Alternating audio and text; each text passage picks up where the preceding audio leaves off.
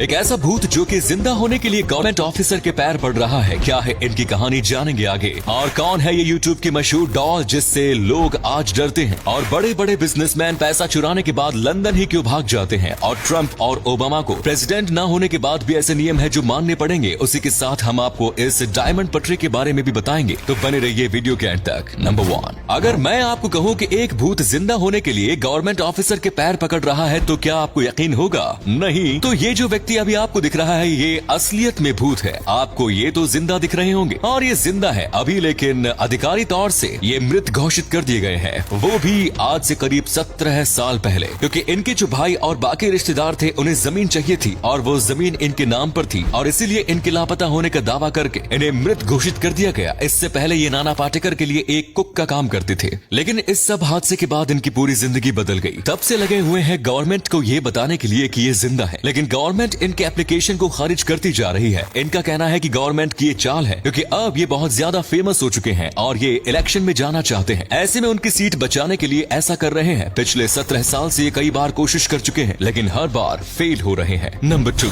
ये जो अजीब सी गुड़िया अभी आपको दिख रही है इसका नाम है नोमैन। इसे खास तौर पर एक म्यूजिक वीडियो के लिए बनाया गया था। ये एक बहुत ही फेमस म्यूजिक बैंड के द्वारा, और फिर इस म्यूजिक वीडियो के कंप्लीट होने के बाद ये अचानक से गायब हो गया। किसी कारण की वजह से फैंस को ये बहुत ज्यादा पसंद था। इसी वजह से ये क्यों गायब हो गया, इसके पीछे फैंस हमेशा से जवाब चाहते थे, लेकिन किसी को कभी मिला ही नहीं। फिर करीब 10 साल बाद एक ऑनलाइन वेबसाइट पर कोई इसे बेच रहा था, लेकिन तभी इसे किसी ने भी नहीं खरीदा। इसके बाद ये फिर से करीब 5 साल के लिए गायब हो गया था, और फिर एक यूट्यूबर ने आखिरकार इसे ढूंढ लिया और खरीद लिया। लेकिन अब तक इसकी हालत बहुत ज्यादा खराब हो चुकी थी। इसे देखकर ऐसा लग रहा था जैसे जानबूझकर इसे तोड़ा और मारा गया हो। ये डॉल बहुत ही ज्यादा डरावनी दिखती थी। लोगों को हमेशा से ही इसे देखकर एक अलग ही फीलिंग आती थी। आपको भी इसे देखकर थोड़ा अजीब जरूर लग रहा होगा। नंबर 3, इस वक्त जो भी अमेरिका के प्रेसिडेंट बन जाएगा वो सबसे ज्यादा शक्तिशाली व्यक्ति गिना जाएगा। ऐसे में अगर आप अमेरिका के प्रेसिडेंट के पद से भी हट जाते हैं और उसके बाद भी आप एक नॉर्मल जिंदगी बिल्कुल नहीं जी सकते। जैसे कि आज भी डोनाल्ड ट्रंप और ओबामा को ओपन रोड पर गाड़ी चलाना अलाउड नहीं है। इसी के साथ वो 24 घंटे एक CIA के एजेंट के साथ रहते हैं, और उनके जो ईमेल, लेटर्स, ऑर्डर, जो कुछ भी बाहर के जरिए उनके घर पर आता है वो सारी चीजें चेक होती है। ये जब मॉर्निंग वॉक पर जाते हैं तभी भी इनके साथ आर्मी या फिर एजेंट जरूर होते हैं। ऐसा इसलिए क्योंकि इनकी प्रोटेक्शन करना भी जरूरी है, और साथ में अमेरिका के कुछ राज दूसरे देश को ना बता दे, इसीलिए भी इन पर नजर रखी जाती है। ऊपर से अगर अभी के प्रेसिडेंट को कोई जरूरत पड़ी तो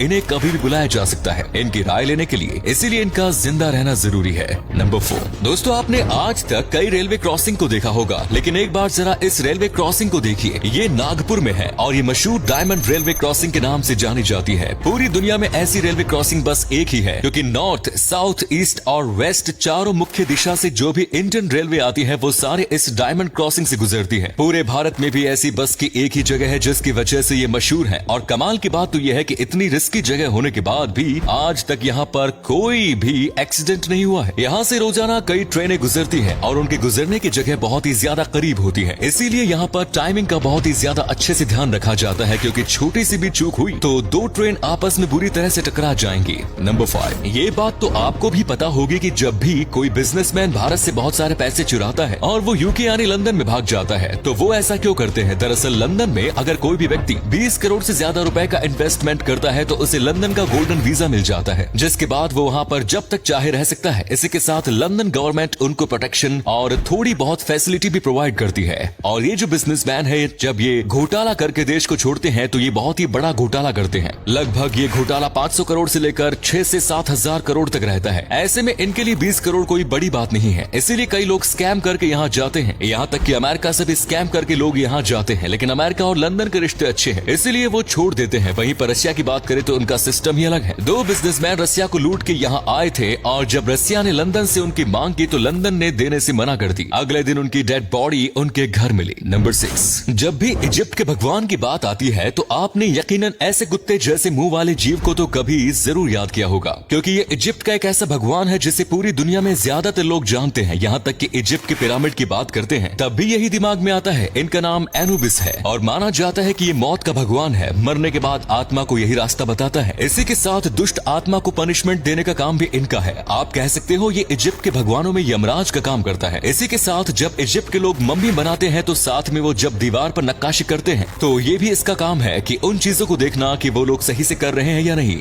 इसीलिए जब भी मम्मी बनाया जाता है तो पुजारी जो होता है वो इनके मुंह शेप का मास्क ऊपर पहनता है और उसके बाद मम्मी बनाता है। और अगले फैक्ट पर जाने से पहले इस फोटो को ध्यान से देखिए और बताइए कि आपको किस एक्टर का फोटो दिखाई दे रहा है। इससे पता लगेगा आपका दिमाग और आंखें कितनी तेज है। मिलते हैं आपको 5 सेकंड्स।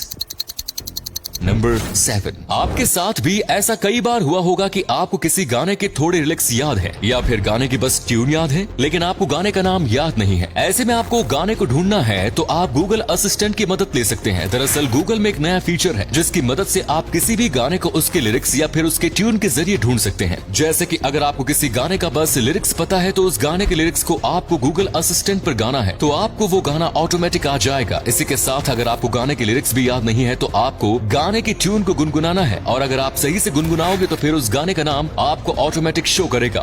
है ना ये कमाल की बात। नंबर 8। एक लड़के के ग्रेजुएट होने के बाद उसके पिता ने उसे पुरानी कार दी और कहा कि ये कार आज से तुम्हारी। इससे पहले एक बार सेकंड हैंड कार के शोरूम में जाकर इसकी प्राइस पूछो। वो लड़का वहाँ पर जाता है और इसकी प्राइस वो लोग $1000 बताते हैं। इसके बाद उसके पिता कहते हैं कि इसे एक नॉर्मल कलेक्टर की शॉप में लेकर जाओ। तो नॉर्मल कलेक्टर ने इस कार की कीमत $100 बताई और इसके बाद उसके पिता ने कहा कि जाओ इस कार को किसी ऐसे आदमी के पास लेकर जाओ जिसे कार कलेक्ट करना पसंद हो। और जब वो वहाँ पर गया तो उस आदमी ने इस कार की कीमत $1,00,000 बताई क्योंकि ये बहुत ज्यादा पुरानी और आइकॉनिक कार थी। दरअसल उसके पिता उसे यही सिखाना चाहते थे कि आपके टैलेंट की कदर बस सही जगह पर ही होगी।